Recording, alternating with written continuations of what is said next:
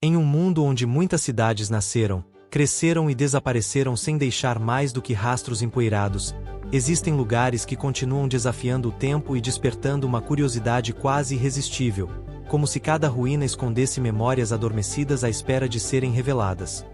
Nesta jornada, você será conduzido por duas cidades fantasmas que, apesar de separadas por culturas, histórias e paisagens completamente diferentes, compartilham o mesmo poder hipnotizante de atrair viajantes. Pesquisadores e curiosos, graças aos vestígios silenciosos de vidas interrompidas, estruturas engolidas pela natureza e mistérios que ecoam entre paredes vazias, criando uma atmosfera que prende, envolve e transporta o espectador para cenários onde o passado insiste em permanecer vivo, revelando segredos que transformam o abandono em narrativa e o silêncio em testemunha de eras inteiras esquecidas pelo mundo.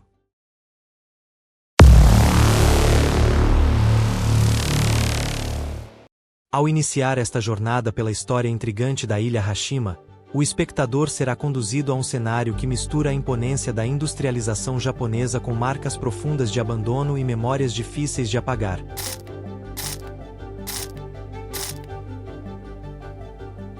Revelando como um território de apenas 6,3 hectares se transformou em um símbolo global. Localizada a cerca de 15 quilômetros de Nagasaki, Hashima ganhou o apelido de Gunkanjima, Ilha dos Navios de Batalha, por causa do formato sólido de suas construções de concreto e do paredão que circunda toda sua extensão, criando a aparência de uma fortaleza marítima. Fundada como mina de carvão em 1887 pela Mitsubishi, ela cresceu rapidamente, abrigando milhares de trabalhadores e tornando-se uma peça fundamental da industrialização acelerada que moldou o Japão moderno, enquanto registros históricos, mapas e fotografias revelam como seus prédios, escolas e moradias se adensaram ao ponto de atingir mais de 5.000 habitantes em 1959.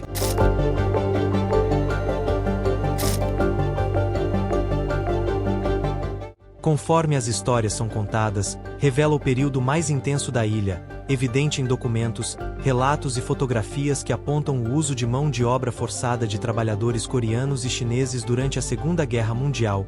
transformando Hashima não apenas em um símbolo de progresso, mas também em um local marcado por sofrimento e violação de direitos. As minas subterrâneas, que desciam até dezenas de metros abaixo do nível do mar, eram o centro dessa atividade, e os registros da época mostram a rotina exaustiva e perigosa enfrentada pelos mineradores. No entanto, após décadas de exploração, as reservas começaram a se esgotar, e a Mitsubishi decidiu encerrar as operações em 1974, fazendo com que os mais de 5.000 moradores deixassem o local de forma repentina,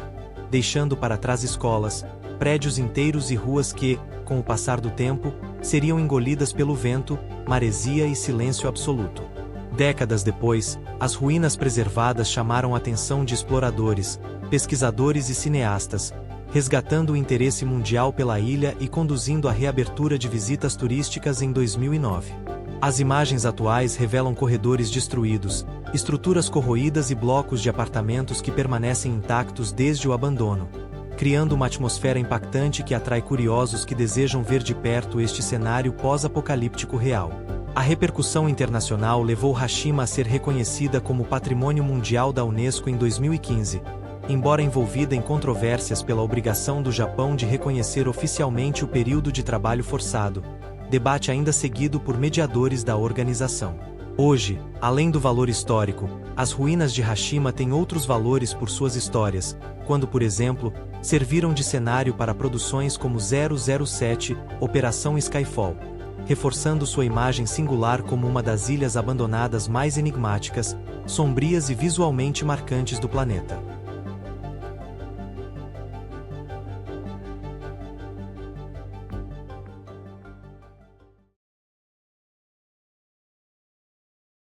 No coração árido do deserto da Namíbia, ergue-se Kolmanskop, uma antiga colônia alemã fundada em 1908, que surgiu após a descoberta de diamantes e rapidamente se transformou em um refúgio arquitetônico inesperado em meio às dunas, abrigando centenas de moradores que buscavam fortuna enquanto construíam uma cidade completa com hospital, escola, salão de festas, central elétrica, cassino, fábrica de gelo e até a primeira estação de raios-x do Hemisfério Sul, criando um contraste impressionante. Entre luxo europeu e isolamento absoluto, cenário que hoje pode ser visualizado em registros históricos, fotografias preservadas e documentos da época que revelam o cotidiano vibrante de um local que parecia destinado a crescer,